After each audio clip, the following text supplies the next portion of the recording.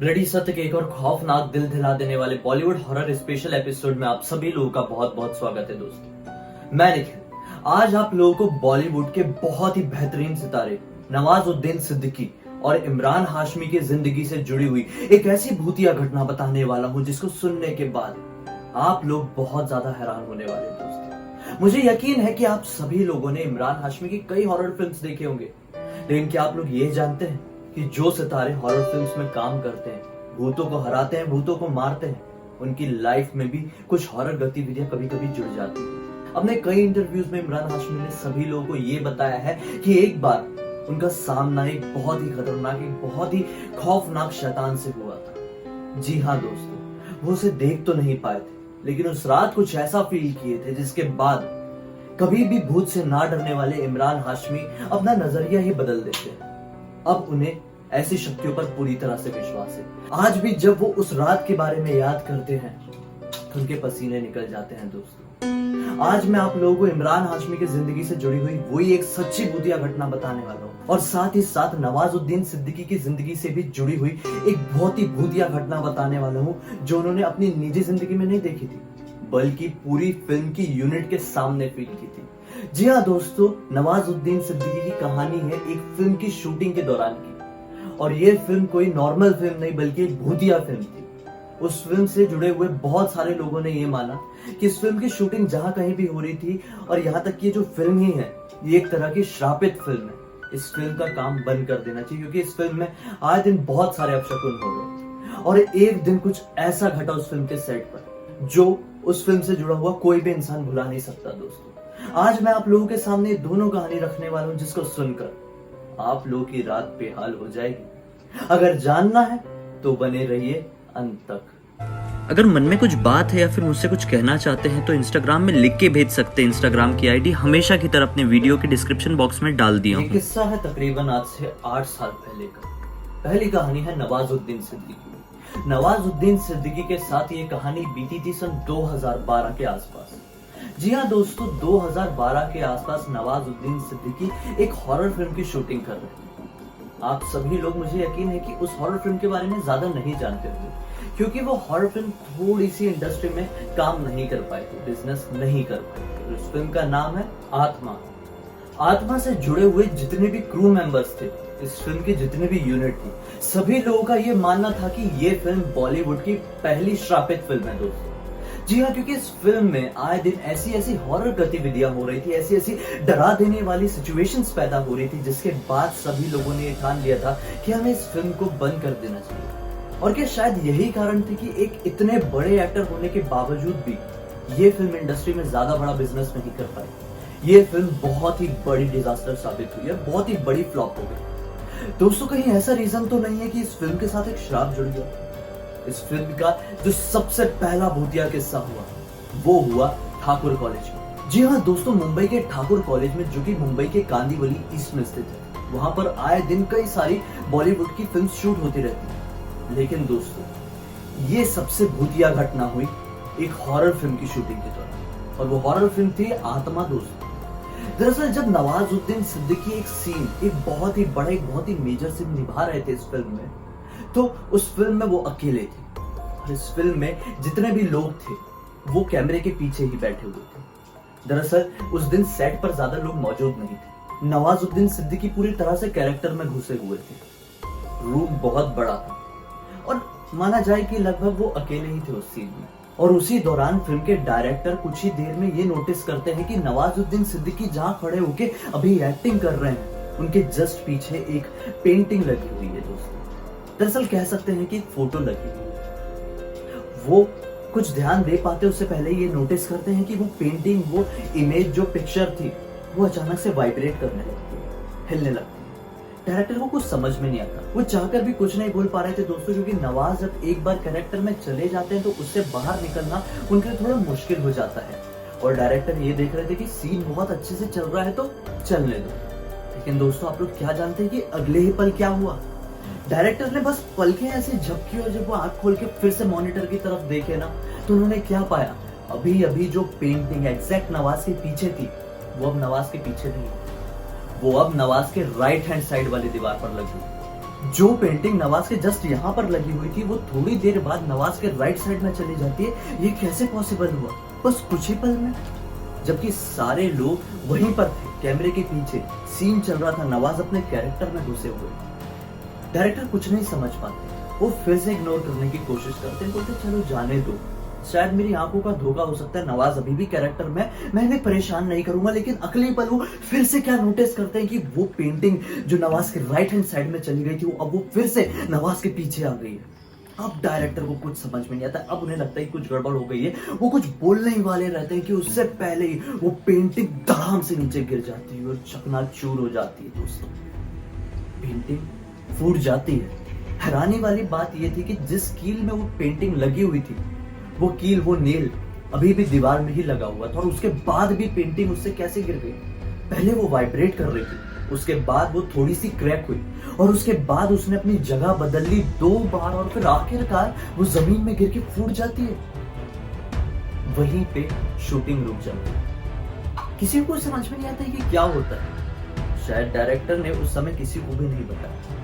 Film की shooting खत्म हो गई या फिर फिल्म में जो आने वाले समय में और भी हॉरर गतिविधियां हुई, उस दौरान डायरेक्टर ने सभी लोगों के सामने ये बात डिस्कस की। शायद डायरेक्टर ये नहीं चाहते थे कि उनके इस किस्से से लोग घबरा जाए। इसी फिल्म से जुड़ा हुआ दूसरा किस्सा हुआ वाशी के एक कॉम्प्लेक्स में। दोस्तों दरअसल वाशी के एक कॉम्प्लेक्स में निभाया जाने वाला था एक ऑफिस वाला सीन। दोस्तों जब ये सीन निभाया जा रहा था तो वहां पर सभी लोगों ने क्या नोटिस किया कि दूसरे रूम में कोई भी मौजूद नहीं, कोई भी नहीं। सेट में आज बहुत ही कम लोग थे, पूरा रूम दूसरा वाला जो था वो पूरी तरह से खाली था। लेकिन अचानक से उस रूम से किसी औरत की गाना गाने की आवाज सुनाई देने लगती और वो आवाज नॉर्मल नहीं थी, वो आवाज काफी ज्यादा डरावनी थी। सभी लोग थोड़ी देर बाद परेशान होने लगते हैं कि यार हमें शूटिंग करने में प्रॉब्लम हो रही है, हमें टेक लेने में प्रॉब्लम हो रही है, कौन बार बार दूसरे खाली रूम से गाना गाने लग रहा है। थोड़ी देर बाद एक स्पॉट बॉय वहां पर चेक करने के लिए जाता है। दरवाजा खोलने के बाद वो क्या पाता है आप लोग जानते हैं कि उस कमरे में कोई है नहीं। वो थोड़ा घबरा जाता है, पसीना पसीना हो जाता है, लौट कर डायरेक्टर से पूरी बात बताता है कि उस रूम में तो कोई है ही नहीं। डायरेक्टर सोचता है कि कोई गंदा मजाक कर रहा होगा। फिर से वो लोग शूटिंग करना शुरू कर देते, लेकिन अफसोस वो गाने की आवाज फिर से शुरू हो जाती है। थक हार के उन्हें उस दिन पैकअप करना पड़ता है।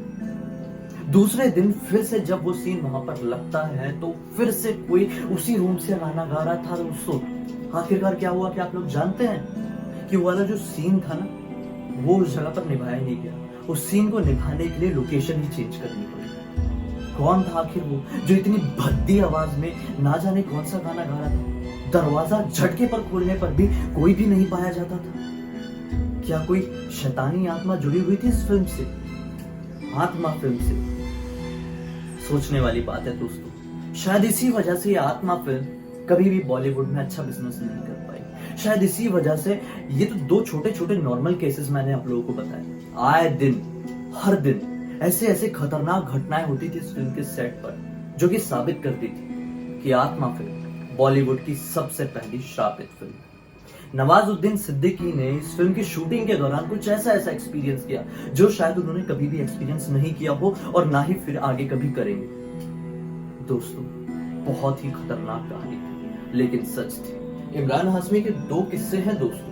सभी लोगों का ये मानना है कि इमरान हाशमी जो है वो, उनकी फिल्म आने वाली थी राज रिबूट नाम की। राज फिल्म तो आप सभी लोगों ने देखी होगी। तो राज रिबूट मतलब जो राज फ्रेंचाइजी की 4थी फिल्म थी, उसी फिल्म की शूटिंग के दौरान इमरान हाशमी बांद्रा में स्थित, मतलब मुंबई के बांद्रा में स्थित एक हॉन्टेड बंगलो में जाकर वहां पर कुछ शूट किए थे। वो सभी लोगों को ये दिखाना चाहते थे कि इस दुनिया में पैरानॉर्मल एक्टिविटी होती रहती है।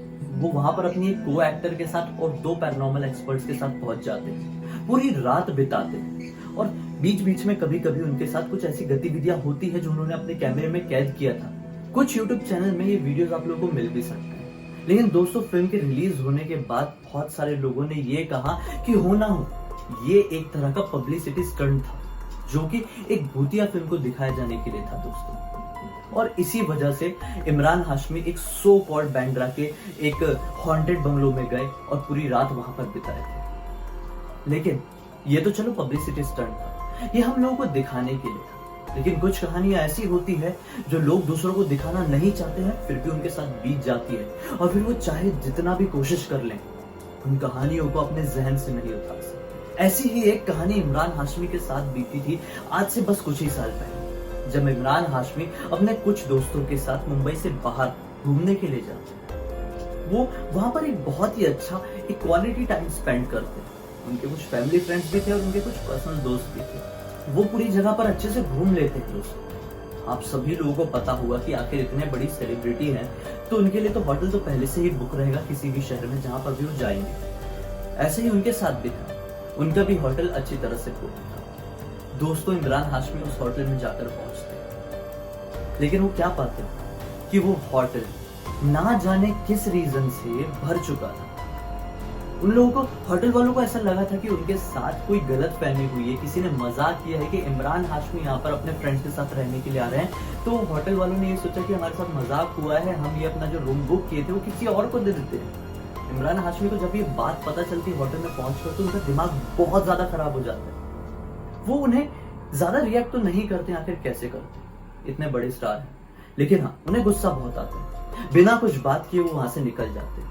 अभी वो काफी ज्यादा टेंशन में थे, क्योंकि जिस जगह पर वो घूमने के लिए आए थे वो जगह पूरी एक्सप्लोर नहीं कर पाए थे दोस्तों। एक फ्रेंड के सजेशन के बाद वो पास के ही एक रिजॉर्ट में स्टे करने के लिए चले जाते। वो रिजॉर्ट में स्टे करने के लिए जाते तो वहां पर क्या नोटिस करते कि आप लोग जानते हैं कि वो रिजॉर्ट में बहुत ही कम, ना के बराबर गेस्ट रुके हुए। वो रिजॉर्ट देखने में थोड़ा अजीबोगरीब था, थोड़ा सा देखने में थोड़ा भूतिया लग रहा था। इमरान हाशमी को अपनी फिल्म्स की याद आ गई, लेकिन उन्होंने सोचा कि ये सब चीजें तो फिल्म में ही अच्छी लगती है, आज रात में हम यहाँ स्टे करेंगे और कल फिर से घूमेंगे दोस्तों। लेकिन वो नहीं जानते थे कि आज की रात कितनी काली होने वाली है। सभी लोग फ्रेश होते हैं और अपने अपने कमरे में जाकर सोने ही वाले होते हैं कि अचानक से उन्हें बहुत जोर जोर से किसी के चीखने की आवाज आने लगती है।